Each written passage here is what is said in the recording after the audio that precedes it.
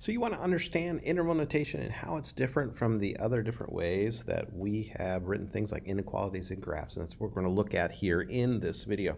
So for example, if I were to say, hey, I'm thinking of a number and it's greater than or equal to 0, it's something 0 or higher, we would write that as an inequality as x is greater than or equal to 0.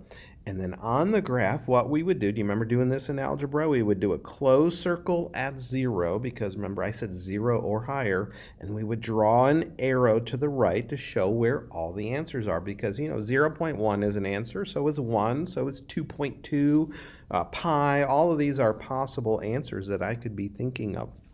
Well, how do we represent this in interval notation?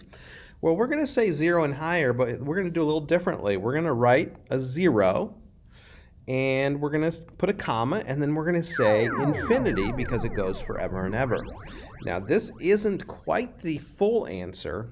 What we're going to do is we're going to put a bracket next to the 0 because 0 is part of the solution set. So we use brackets for that closed circle concept. And then next to infinity, we're going to have to put a parenthesis there because we can never actually get to infinity, so we can't hem it in into a corner. So we're going to use a parenthesis on that, and I'll talk more about the parenthesis on the next slide. Imagine that I am thinking of a number that is negative. So it can't be 0, it's definitely got to be negative. So, negative 0.1, negative 1, negative 2, one of those numbers. How do we write that as an inequality? In algebra, we learned we could write x is less than 0. And on the graph, that would be an open circle this time, remember, because we're leaving 0 out and we're going to the left, Now, in interval notation, you always read left to right, so left to right. So we're going to start at negative infinity and go all the way up to 0. So I'm going to write that down here for my interval notation. Negative infinity all the way up to 0, but we're leaving 0 out of our solution set this time, so we have to use a parenthesis, not the bracket. And once again, we're going to use a parenthesis next to that negative infinity. So brackets are when you have the closed circle, you're including it, it's equal. Parenthesis is when it's an open circle and you need to leave that value out.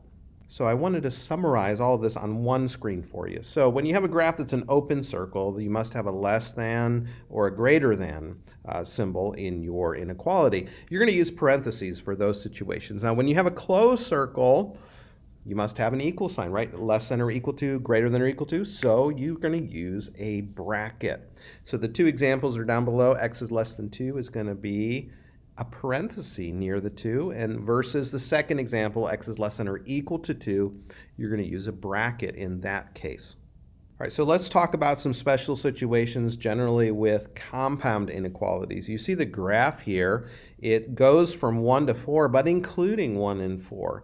And we write that as a compound inequality, as you see here. 1 is less than or equal to x, which is less than or equal to 4, all at the same time, right? This is an and statement. Both conditions are true at the same time. Well, how do we write this in interval notation? Remember what I said? Interval notation always goes left to right on your number line. So the smallest number is 1. That's the bottom bound, it's called, all the way up to 4. So we're going to put a comma, we're going to put a 4, and then are we going to use a parenthesis or bracket on both sides here? Remember, they're closed circles. We include them, so we use a bracket. So this is what interval notation would look like.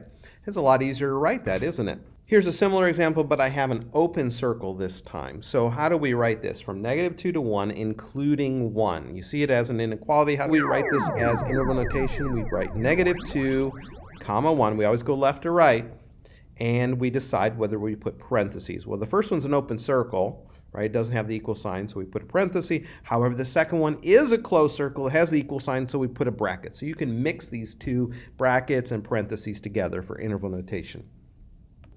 Here we have another compound inequality. This time it's an or statement. The answers are either less than or equal to 1, including 1, or there's more answers over 3. So you see how we write it with algebra with x is less than or equal to 1 or x is greater than 3. Well, how do we write this as interval notation? This is a little trickier. Now don't forget, we go left to right. So we're going to start at negative infinity all the way up to what? All the way up to 1. And we're going to include 1. And then, where is the other region of answers? It is 3 and beyond, right? To infinity and beyond. And I'm going to put a parenthesis next to the 3 because 3 is not a solution. Now, you might think we just put a comma between these two things, but it's a little bit different. We put a capital U, and this stands for the word union. We're unioning, sort of like holy matrimony. We are unioning these two regions of answers together. So we would say negative infinity all the way up to 1, including 1, union 3 to infinity, not including 3. One last example is a unique one. You see the graph here. Imagine the answer is everything but 3. So you see the graph, you see the inequalities, and you could even say x is not equal to 3. Well, how do you write this in interval notation? You got to start from left and go to the right. So negative infinity all the way up to 3. We're going to leave 3 out, so I'm going to use parentheses and then go to infinity and beyond, and then I put that union symbol in the middle. This is a good example of a problem for algebra class when you're asked to find the domain on a rational function, and you have to say that we need to leave 3 out. So that would be how you would describe the domain of such a function. All right, hopefully you found this video useful and you now know how to do interval notation. So don't forget to like the video, subscribe to the channel, and be sure to watch for all my videos coming up. Until next time.